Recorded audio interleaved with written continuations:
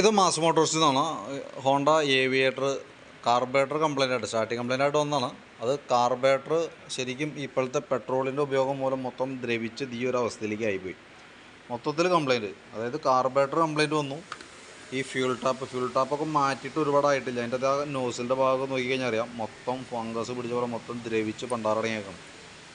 അപ്പോൾ carburettor assembly മാറ്റി പെട്രോളിൻ്റെ ടാപ്പ്, അതായത് കോക്ക് അസംബ്ലി ഫ്യൂൽ എന്ന് പറഞ്ഞാൽ അതിനെ കോക്ക് അസംബ്ലി എന്ന് പറയുക ഇതാണ്.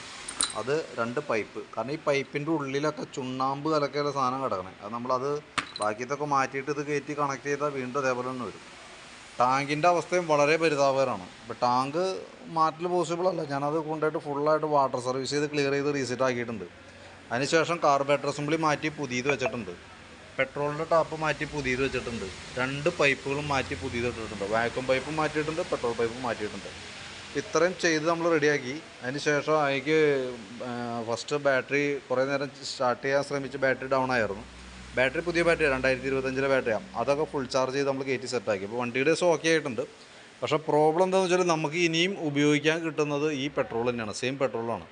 അപ്പോൾ കംപ്ലൈൻറ്റ് വരാനുള്ള സാധ്യത പഴയ കാർബറേറ്റർ പോലെ തന്നെ പുതിയ കാർബറേറ്ററിനും ഉണ്ട്. ഏകദേശം പെർസെൻറ്റേജ് ബേസിൽ പറയുകയാണെങ്കിൽ 90% സാധ്യത ഉണ്ടെന്ന് വേണം നമുക്ക് പറയാനായിട്ട്. 90% സാധ്യത കാർബറേറ്റർ കംപ്ലൈൻറ്റ് വരാനാണ്. അതറിഞ്ഞിരിക്കുക. അപ്പോൾ വാറണ്ടി ഗ്യാരണ്ടി ഒന്നും ഇതിനകത്ത് കിട്ടില്ല. പ്രത്യേകം ശ്രദ്ധിക്കുക. പുതിയ കാർബറേറ്റർ നമ്മളിപ്പോൾ അത്യാവശ്യം പൈസ മുടക്കി തന്നെ ചെയ്തേക്കണേ.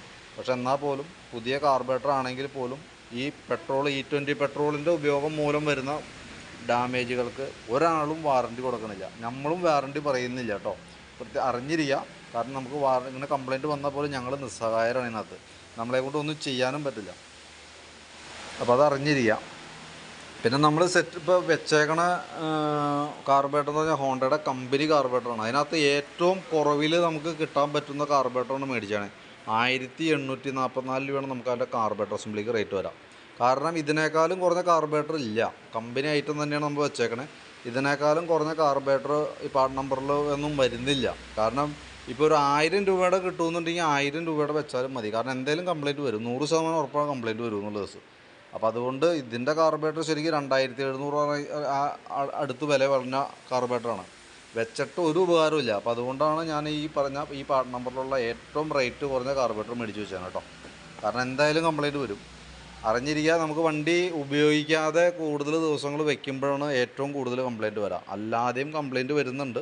പക്ഷേ നമ്മൾ വണ്ടി ഉപയോഗിക്കാതെ വെച്ചാൽ 2 അല്ലെങ്കിൽ 3 ദിവസം വണ്ടി ഉപയോഗിക്കാണ്ടിരുന്നാൽ 4ാമത്തെ ദിവസം എടുത്ത വണ്ടി സ്റ്റാർട്ടാവില്ല. ഈ പറഞ്ഞ പ്രോബ്ലംസൊക്കെ വീണ്ടും അതിൻ്റെ ഉള്ളിൽ റിപ്പീറ്റേഷൻ വരും. അപ്പോൾ പ്രത്യേകം ശ്രദ്ധിക്കുക.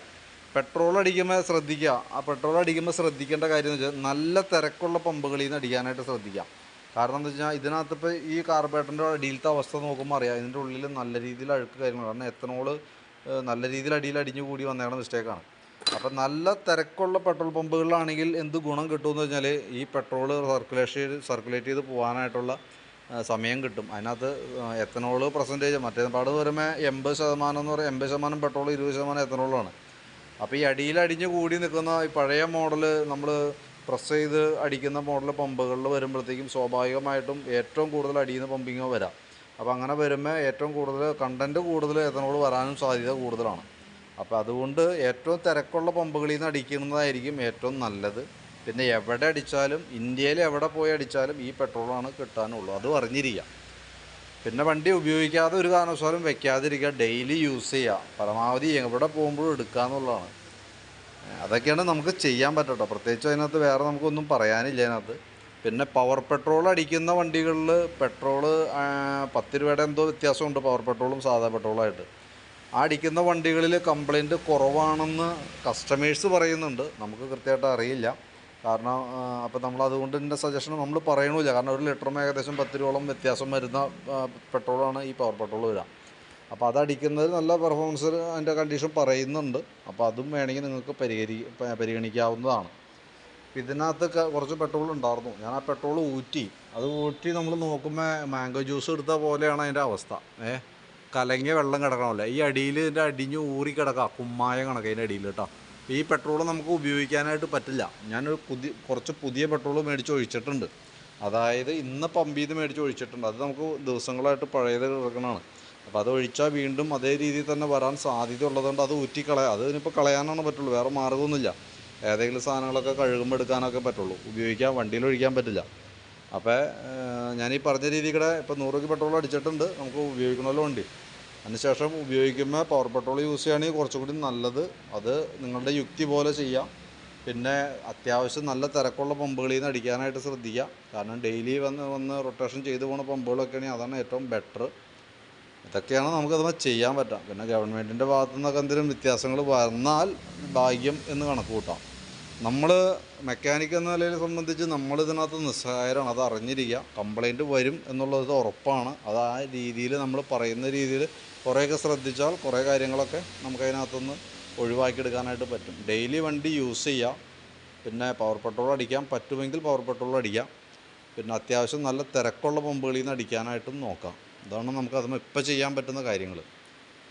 ഇപ്പം എന്തെങ്കിലും അപ്ഡേഷൻ വന്നാൽ കോമൺ ആയിട്ട് നമ്മൾ അറിയിക്കാം, എല്ലാവരെയും അറിയിക്കും. കാരണം എന്തെങ്കിലും ഇതിനകത്ത് എന്തെങ്കിലും റവല്യൂഷൻ എന്ത് കാര്യങ്ങളൊക്കെ വന്നു കഴിഞ്ഞാൽ നമ്മുടെ കസ്റ്റമേഴ്സിന് എല്ലാവരും തന്നെ നമ്മൾ അറിയിക്കും, എന്തെങ്കിലും പ്രോഡക്റ്റ് ഉപയോഗിക്കാൻ വന്നു കഴിഞ്ഞാൽ. ഓക്കെ, അതൊക്കെയാണ് നമുക്ക് ചെയ്യാൻ പറ്റുള്ളൂ കേട്ടോ.